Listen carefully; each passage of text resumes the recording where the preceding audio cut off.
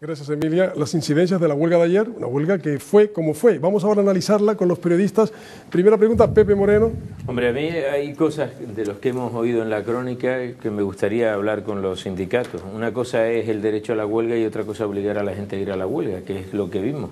Hemos oído ahí un piquete informativo, palabras textuales, dice, me colgué de una guagua como piquete informativo. ¿Esa es la misión de un piquete informativo? El de colgarse una guagua para que no camine, de pararse delante de un tranvía para que no funcione, eso es obligar a la gente a hacer huelga, o meterle los palillos en las cerraduras y en la silicona para que no abra. Eso está en huelga, no, está en huelga obligada porque no puede abrirse un comercio. O por ejemplo, ayer se dieron el caso de que en las compañías de transporte se presentaron más de los que conformaban los servicios mínimos para poder sacar las guaguas a la calle. Sobraba gente, porque había gente que quería trabajar, pero no los pudieron sacar. Han multado a Global por superar los servicios mínimos, porque tenía gente de sobra y sacaron las guaguas a la calle. Eso es lógico. Una cosa es, hay un derecho de huelga, pero también hay un derecho, si yo quiero ir a trabajar. Respuestas, Fonte, Arteaga. Fonte. Vamos.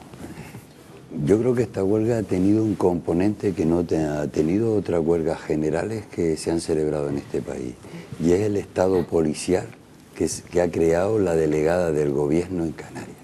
Ha creado un Estado policial donde, por ejemplo, por la calle de la sede del sindicato desde las 12 de la noche de la huelga, que no suele pasar ningún coche de la Policía Nacional, ni suele pasar habitualmente ningún coche de la Policía Local, contamos 25 huertas de un coche de la Policía Nacional, donde en todos los sitios y en todas las islas la Policía Nacional estaba detrás de los piquetes informativos que teníamos, donde además, es decir, en la manifestación llevábamos una bombona de geos delante, es decir, el Estado policial... Pero, Juan Francisco, no me cambie el tercio, no me hable de lo que hacía la policía, hábleme de lo que le he planteado. ¿Por qué obligaban a la gente a hacer la huelga? Déjame contestarle. Ese Estado policial y además la alarma que creó las declaraciones del presidente del gobierno por solo presentar una propuesta de servicios mínimos al gobierno del Estado para negociar, eso de los sindicatos quieren aislar Canarias,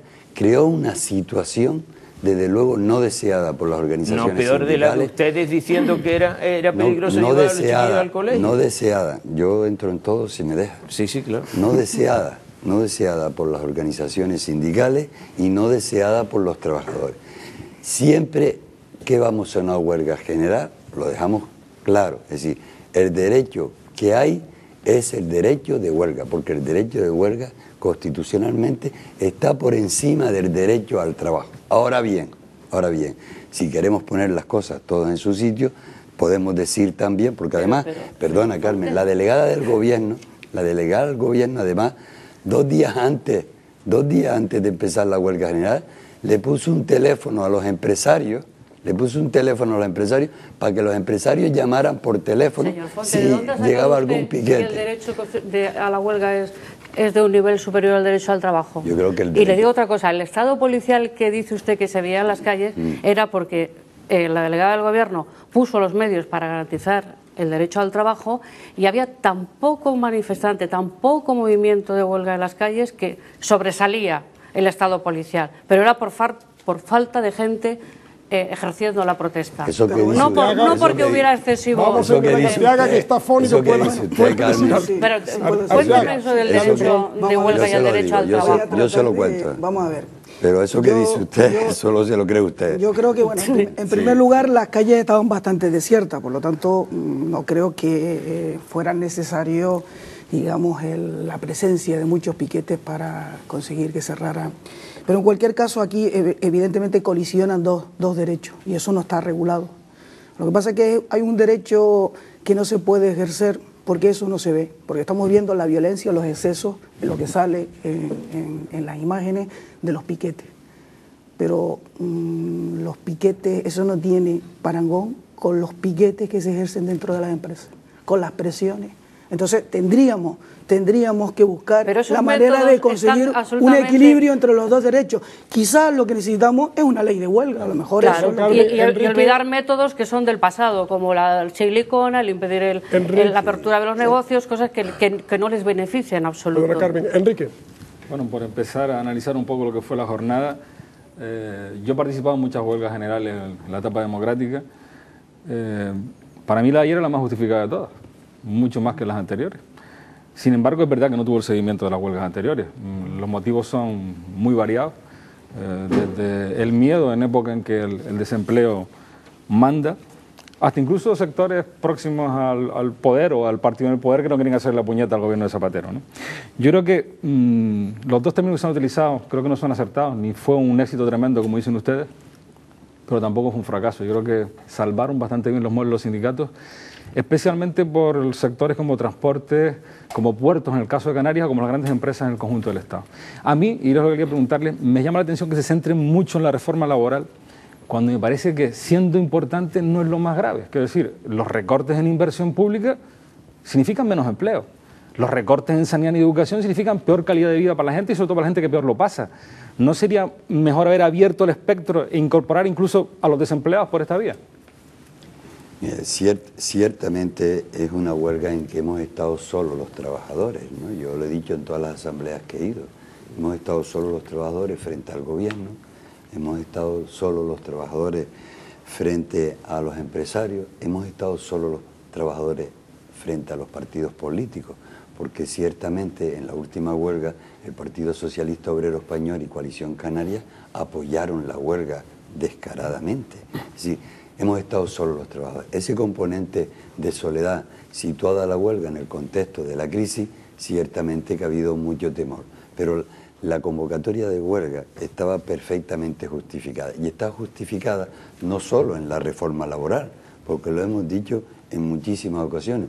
Estaba justificada porque el componente de las políticas económicas que plantea el gobierno, que también son parte y motivo de la huelga, no generan actividad económica ninguna porque no hay inversión pública, como usted muy bien ha dicho, y además si no reactivamos la economía y la única manera que vemos es con inversión pública, no creamos empleo. Por lo tanto, la justificación de la huelga también se ve en las manifestaciones que han habido en todo el Estado, y aquí en Canarias más de 21.000 trabajadores, porque apoyaron el conjunto de propuestas que hacía. Por eso yo he dicho que el 80% de los ciudadanos de este país apoyaron las propuestas que hacíamos los sindicatos. Jorge. Sí, bueno, vamos a ver, yo no es solo mi compañera Carmen la que cree que no hay una prevalencia del derecho a la huelga sobre el derecho al trabajo. Creo que eso es peligroso afirmarlo porque no es cierto, ¿no? Vamos a ver, yo un poco creo como Enrique, esta huelga ha tenido objetivamente una incidencia menor que la del año 2002. Seguimos sin tener una ley de huelga, es lamentable. Sigue habiendo excesos, probablemente porque se quieren calentar las cosas por parte de los sindicatos, y excesos probablemente para proteger a los que quieren ejercer su derecho al trabajo, pero lo cierto es que no se ha regulado ni el derecho a la huelga ni el derecho al trabajo, con lo cual eso está en un vacío legal. Ahora, yo, lo de ustedes me hace gracia en un sentido, es decir, gracia, si se puede admitir la expresión. Hablan ustedes de reactivar la economía con la inversión pública. De toda la gente que nos está oyendo, que trabajan, pequeños y medianos empresarios, trabajadores, son los que constituyen la inversión pública porque el dinero sale de nuestro bolsillo. Bien, ustedes llevan defendiendo políticas sociales que nos han llevado a más de 4,5 millones de parados. Están contra un gobierno de izquierdas que aplica una política de derechas, con lo cual terminarán con un gobierno de derechas que aplicará una política de izquierdas, ya que estamos así de kafkianos, pero no se dan cuenta que el modelo del incremento del gasto público, del aumento del déficit, nos ha llevado a una situación sin salida. Arteaga. Sí, bueno, vamos a ver. Yo creo que, en primer lugar, empezando por lo último, las políticas sociales no es lo que ha llevado a 4 millones y pico de parados. Los 4 millones y pico de parados han llevado a políticas sociales que evidentemente incrementan el gasto público. Pero nosotros sí creemos, al menos los sindicatos y otros que nos apoyan en esta apreciación, que sí hay recursos, es decir, que hay todavía posibilidad de encontrar recursos para mantener, entre otras cosas, una medida muy importante de acompañamiento de la economía, como es la inversión pública. La inversión pública la necesita también la iniciativa privada. Es una medida que sirve para salir de la crisis. Evidentemente, los recursos no los podemos sacar aumentando el déficit público. Por eso nosotros estamos insistiendo mucho en la política de ingresos, en combatir el fraude fiscal, en que todavía se puede aplicar determinados cambios en el sistema fiscal de tipo progresivo. Perdón, Jorge, enseguida vamos a entrar en más temas, porque les quiero anunciar que seguiremos analizando el día después la huelga de ayer. Hay más temas que queremos...